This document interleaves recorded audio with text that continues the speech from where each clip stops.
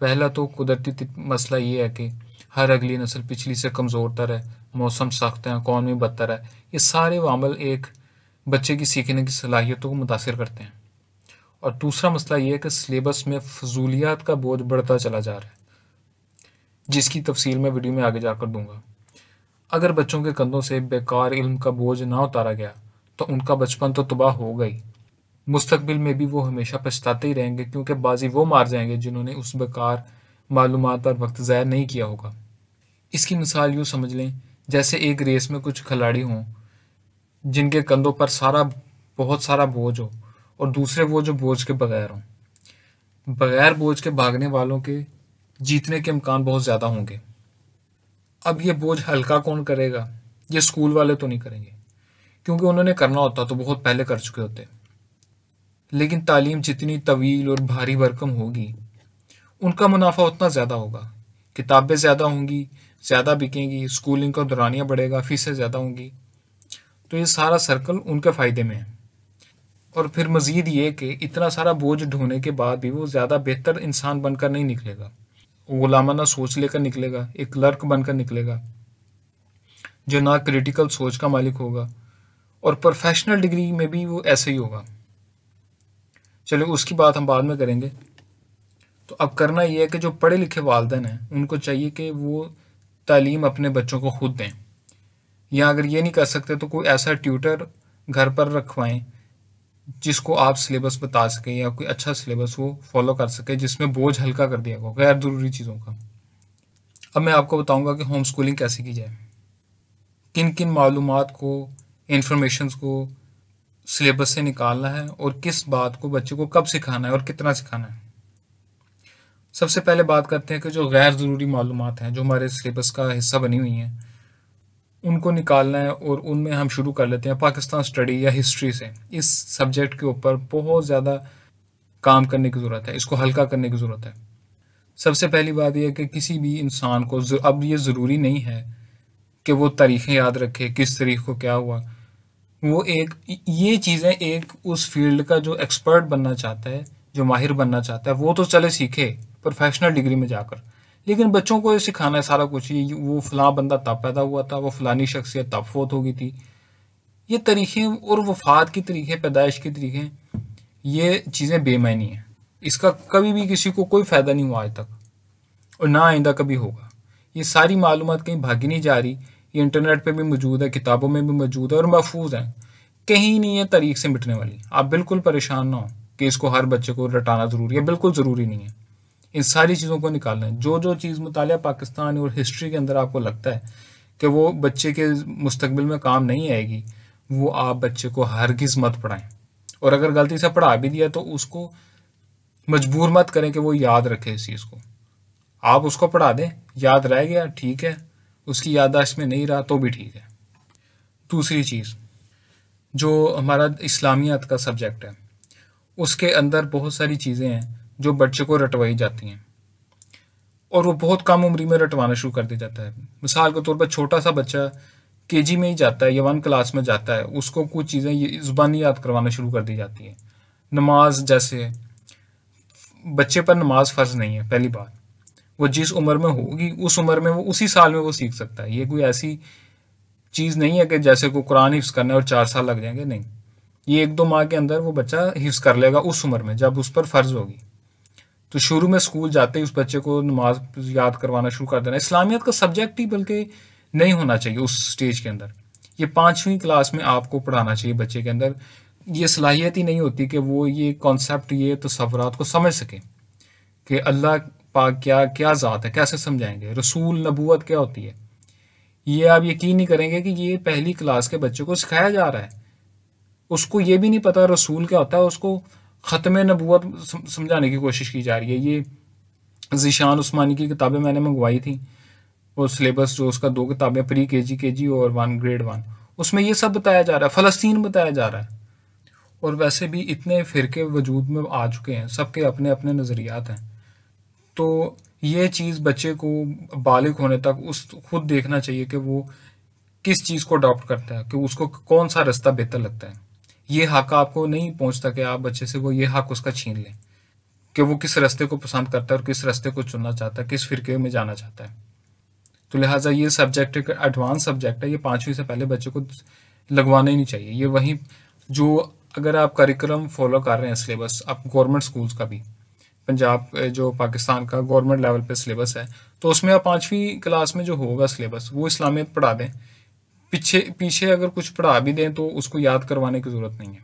याद हो जाए ठीक है, नहीं याद हो तो तब भी कोई मसला नहीं, बल्कि कन्फ्यूजन ही क्रिएट करेगा। मैं ज़ाती तौर पर इसको नहीं रिकमेंड करूँगा कि 5वीं से पहले कोई भी रिलीजन से मुतल्लिक चीज़ उसको बताई जाए। वो उसको कंसीव नहीं कर सकता, वो उसका इदराक नहीं कर सकता। अच्छा, तीसरे नंबर पे हल्का क्या करना है, 2 लैंग्वेजेस जो पढ़ाई जा रही हैं, इंग्लिश और उर्दू, उसमें लैंग्वेजेस पढ़ाते पढ़ाते हम अजीब ही कहानियाँ और नज़में, गज़लें, शायरी और पता नहीं क्या क्या कुछ शुरू कर देते हैं। हमने अपनी ज़िंदगी में स्कूलों में जो शायरी पढ़ी होगी, कभी ज़िंदगी में उस तरह की कोई बातें बोली हों, कभी कोई जुमले या उस तरह के अल्फाज इस्तेमाल किए हों जो शायर इस्तेमाल करते हैं। हम एक सादा सी ज़बान बोलते हैं। बच्चे को सादा ज़बान सीखना ही होता है जो वो रोज़मर्रा में बोल सके। उसको शायर नहीं बनना। अगर किसी ने बनना है तो वो एडवांस लेवल स्टडीज़ के अंदर जाकर उस शोबे को इख्तियार करे और उसकी एक्सपर्टीज़ में फिर जाए आगे। लेकिन हर बच्चे ने शायर नहीं बनना। ये हमारी कौम में एक बहुत बड़ा अलमिया है कि हर दूसरा बंदा शायर है। क्यों? क्योंकि शायरी पर जोर ही बहुत दिया गया है। पहले तो चलो समझ आती थी, आर्ट्स सब्जेक्ट होते थे, साइंस के इतने होते नहीं थे, तो इसी में ही रगड़ा वो लगवाते रहते, चाहे इंग्लिश का सब्जेक्ट है या उर्दू का सब्जेक्ट है या फारसी का या पंजाबी का, तो उसमें वो उसी के ऊपर ही फोकस होता था। सारा तालीम का दारोमदार इसी पर है कि उर्दू कितनी अच्छी आती है, कितने मुश्किल मुश्किल अल्फाज आते हैं, फारसी, अरबी, ये सारा कुछ होता रहा पहले। लेकिन दौर कहाँ से कहाँ पहुँच गया आप देखें।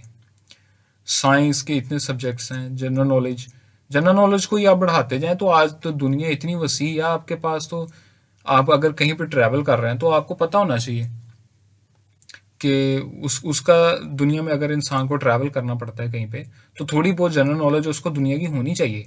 वो जनरल नॉलेज आप बच्चे को दे सकते हैं। आप साइंटिफिक इतना नॉलेज है, इतनी फील्ड्स हैं, इतनी महारतें हैं, वो दें आप बच्चे को, या जिसमें उसका दिल करता है वो शोबे में उसको अपनी महारत अपनाने दें, उसको उसमें प्रैक्टिस करने दें। पेंटिंग करना चाहता है पेंटिंग करने दें।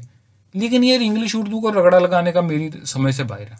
शायरी हर बंदा यहाँ पे शायर बना फिर रहा है। ये अब हमारे पास बहुत सारे शायर हो गए। जिस तरह क्रिकेट में बहुत सारे बच्चे हमने क्रिकेटर ही बना दिया ना, कोई और शोबे ही नहीं हमने पनपने दिया किसी के अंदर। तो इसको भी रगड़ा अब छोड़ दें। जितना बेसिक है लैंग्वेजेस उतनी उसको आनी चाहिए बस। उसको इतना लंबा कर करके क्या कौन सा तेल निकलता है उसमें से, उर्दू इंग्लिश में से, जो मैट्रिक तक चलती जाती ख़त्म ही नहीं होती है। अच्छा, ये तो थी कि जो जो चीज़ें हम हल्की कर सकते हैं सिलेबस में। अब है मैथडोलॉजी, जो स्कूलों में जो मसला है पढ़ाने का, जिस तरीके से वो पढ़ा रहे हैं वो भी थोड़ा सा गैर फितरी है। मिसाल के तौर पर बच्चा फितरी तौर पर कैसे सीखता है कोई लैंग्वेज? सबसे पहले वो बोलना सीखता है, अल्फाज को बोलना सीखता है, ऐसे ही है ना। या वो पहले अलिफ बे पे ते टे ऐसे बोलना सीखता है और फिर अल्फाज बनाना सीखता है, फिर अल्फाज से जुमले बनाता है। ऐसा तो नहीं होता। तो जो फितरी तरीका है उसी तरीके से उसको लैंग्वेज सिखानी चाहिए। पहले वो बोलना सीखता है एक लफ्ज़ को, फिर वो उसके जुमले बनाता है, फिर उसको लिखने की तरफ आना चाहिए। बच्चा अपनी मादरी ज़ुबान को बोलना सीख चुका होता है अपने घर से। मिसाल के तौर पर उसकी मादरी ज़ुबान उर्दू है तो वो उसने सीख ली। अब जब स्कूल में आएगा तो वो उसको लिखना स्टार्ट करेगा। लिखने में आप उसको अलिफ बे पे ते सिखा देंगे। ये तरीका ठीक है। लिखने में अलिफ बे पे ते टे ये सारी चीज़ें उसके हरूफ सिखाएंगे, फिर उससे अल्फाज बनाना सिखाएंगे और जुमले बनाना सिखाएंगे। लिखने में ये मेथडोलॉजी ठीक है। बोलना जब सिखाना है, जैसे इंग्लिश सिखाना है, फॉरेन लैंग्वेज सिखानी है, तो उसको इस तरह नहीं सिखानी कि ये ए होता है, ए फॉर एप्पल होता है। गलत। पहले वो एप्पल सीखेगा, एप्पल को एप्पल ही कहेगा, फिर उसको बताया जाएगा कि इसके सेंटेंसेस कैसे बनते हैं। लिखने का बाद में उसको बताना चाहिए, जो फितरी तरीका है। और मैंने इसको आर्टिफिशियल इंटेलिजेंस जो है गूगल जेमिनी, उससे भी कंफर्म किया। उसके मुताबिक भी ये मेथडोलॉजी काफ़ी बेहतर हो सकती है कि आप पहले बच्चे को स्पोकन सिखाएं, फिर रिटर्न सिखाएं। और ये फितरी तरीका है, आपको इसकी कोई ऐसी अनहोनी बात नहीं की मैंने। आप प्रैक्टिकली करते हैं, देखते हैं रोज़। हर बच्चे के साथ ऐसे ही होता है कि पहले वो बोलना सीखता है, फिर लिखना सीखता है। तीसरी चीज़ मैं होम स्कूलिंग के हवाले से ये मशवरा देना चाहता हूँ कि कोई भी टाइम लिमिट सेट ना करें। जैसे स्कूलों में की होती है ना कि 1 साल के अंदर-अंदर हमने ये सिखाना है, दूसरे साल में हमने ये सिखाना है। हर बच्चे का एक अपनी रफ्तार है, उसका अपना पेस है, उसको उसके मुताबिक सीखने दें। अगर वो स्लो लर्नर है तो उसको आराम-आराम से सिखाएँ, और अगर वो तेज़ है तो उसके साथ आप कदम से कदम मिलाकर उसको ज़्यादा से ज़्यादा एडवांस चीज़ें जल्दी-जल्दी बताते जाएँ। तो असूल यही है कि जो बच्चे की पेस है, बच्चे की रफ्तार है, उसके मुताबिक आपने ढलना है। ना कि बच्चे को कहना कि आप वो हमारे मुताबिक हो जाए।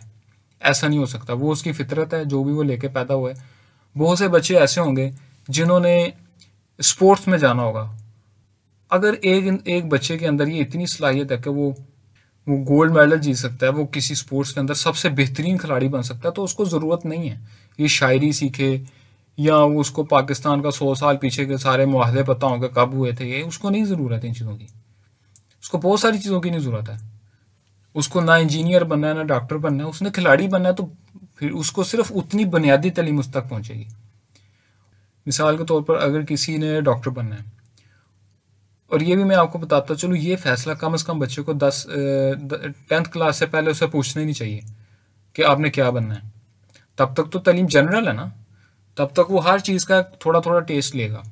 जो चीज़ उसको उसके अपने तबीयत के मुताबिक लगेगी वो डेवलप होती जाएगी।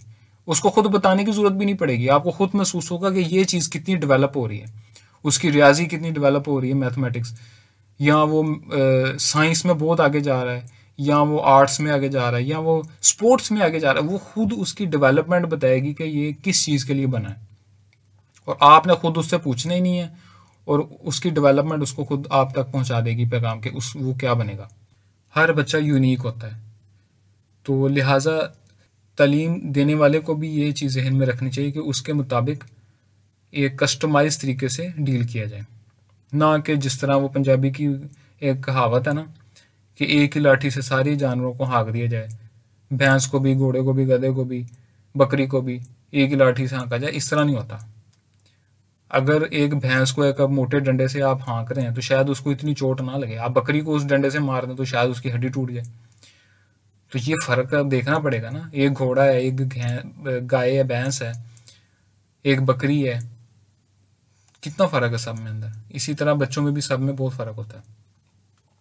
चौथी बात मैं आपको ये बताना चाहता हूँ कि आप कोई भी 2-3 करिकुलम जो है ना वो उनको कंसल्ट कर सकते हैं, इससे ज़्यादा की ज़रूरत ही नहीं है। ये शुरू में आपको थोड़ी सी मेहनत करनी पड़ेगी कि कौन सा बेहतर है, फिर ज़्यादा आप उसमें से मवाद ले सकते हैं। फिर उसमें जहाँ आपको लगे कि एक चीज़ की कमी नज़र आ रही है, उसमें फिर आप दूसरा तीसरा कोई करिकुलम सिलेबस जो है उसमें से भी आप देख सकते हैं। पाकिस्तान का जो गवर्नमेंट लेवल का सिलेबस है वो अच्छा है, यानी कि बुरा नहीं है, ठीक है, अच्छा सिलेबस है।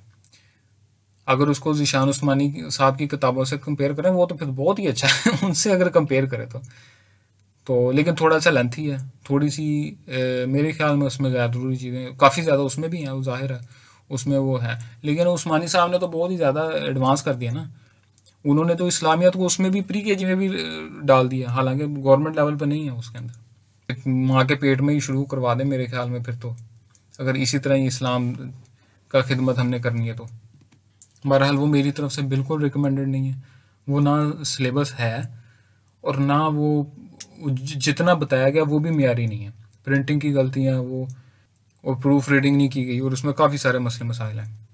तो चौथी बात मैंने आपको बताई है कि जो आपने 2-3 करिकुलम जो हैं बाकायदा सही वाले, उनको कंसल्ट करके आप उनमें से जो बेसिक्स हैं, जो आपको लगता है कि ये ज़रूरी चीज़ें, वो आप उसको बच्चे को सिखाएंगे, और गैर ज़रूरी चीज़ें हम हटाते जाएंगे। क्योंकि हमारे होम स्कूलिंग का मकसद ही ये है कि गैर ज़रूरी चीज़ों का बोझ हल्का किया जाए। जो मैंने शुरू में बताया, स्कूलिंग वाले वो नहीं करेंगे, उनका मुनाफा उसके साथ जुड़ा हुआ है, ये काम खुद ही करना पड़ेगा।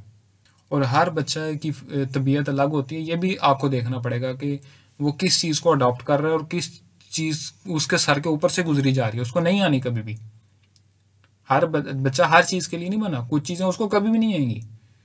मुझे कभी भी तारीखें याद नहीं रहती थी, अब भी नहीं रहती, कभी भी नहीं रहेंगी। मुतालिया पाकिस्तान मेरा हमेशा से गंदा था, और उसने माशाल्लाह जान भी नहीं छोड़ी, बीएससी तक जान नहीं छोड़ी। बंदा पूछे बीएससी कंप्यूटर साइंस के अंदर क्या तुक बनता है मुतालिया पाकिस्तान का। तो इंशाल्लाह ताला मैं इसके अंदर आपको मज़ीद चीज़ें बताता रहूँगा इस चैनल के थ्रू। मैं भी अपने बच्चे को होम स्कूलिंग करवा रहा हूँ, शुरू मैंने कर दी है और इंशाल्लाह मैं अपडेट भी देता रहूँगा और आपको इसमें मज़ीद चीज़ें बताता रहूँगा कि आगे आगे आपने इसको फर्दर कैसे लेके चलना है। होम स्कूलिंग इतना मुश्किल नहीं है, हर नई चीज़ थोड़ी सी मुश्किल लगती है, लेकिन ये उससे कहीं आसान है और ज़्यादा फ़ायदेमंद है। आपके पैसे भी बचेंगे, आपका पेट्रोल भी आने जाने का बचेगा, बच्चा महफूज भी होगा, आपके घर में ही होगा, और वो जो गर्मी की 3 महीने की छुट्टियाँ ज़ाया जाती हैं वो भी नहीं होंगी। बहुत सारे फ़ायदे हैं होम स्कूलिंग के, फ़ायदे ही फ़ायदे हैं, नुकसान इतना कुछ भी नहीं है उसका। अगर आप, यही हो सकता है ना कि वालिदैन नहीं करवा सकते, उसके लिए ट्यूटर रखा जा सकता है, उनसे सस्ता पड़ेगा। जितना आपने उधर देना है स्कूल में, उससे तो आपको बहुत सस्ता ट्यूटर पड़ेगा वो घर में आके, और बच्चे का बोझ भी हल्का होगा, वो कस्टमाइज तरीके से बच्चों को टाइम देगा। वो ये नहीं होगा कि उसने बोर्ड पे आके लिख दिया, पीछे 50 में से 10 की समझ में आया, 20 की समझ में नहीं आया, जो भी है वो टीचर को इसकी परवाह नहीं होती। वो तो अगली बेंच में जो रो बैठे हैं उनकी परवाह भी नहीं करता टीचर, तो स्कूल में पीछे जो 40-50 बैठे हैं उनकी तो छोड़ें, वो अपनी हिम्मत से सीख जाते हैं, या ट्यूशनें लगा लगा के, तब भी वो ट्यूशनें लगाते हैं। तो बेहतर नहीं है कि होम ट्यूशन पहले ही बंदा लगा ले।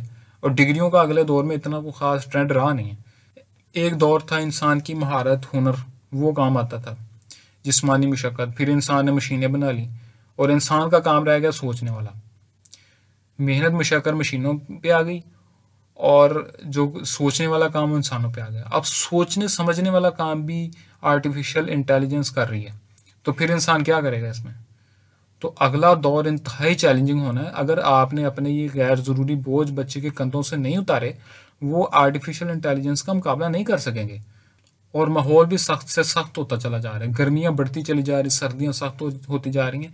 इन हालात में स्कूल के अंदर वो पंखे के नीचे शर्टें उतार उतार के बच्चे बैठे हुए हैं। वो ये सीखने के लिए बैठे हैं कि कौन सी शख्सियत किस तारीख को पैदा हुई थी, किस तारीख को वफात पाई थी, या वो शायरी पढ़ने के लिए बैठे हुए हैं, इकबाल का शाहीन पढ़ने के लिए बैठे हैं। उनके घर में पता नहीं उन्होंने इस सीज़न फल खाया भी था कि नहीं खाया था, और वो वालिदैन अपना पेट काट काट के फीसें दे रहे हैं, स्कूल भेज रहे, क्या पढ़ाने के लिए? कचरा पढ़ाने के लिए। ज़रा शर्म नहीं आती स्कूल वालों को, ज़रा भी नहीं। वो दरिंदे हैं, वो भेड़िए हैं, वो नोचेंगे, खा रहे हैं आपको। बच जाओ, बच जाओ, बच जाओ।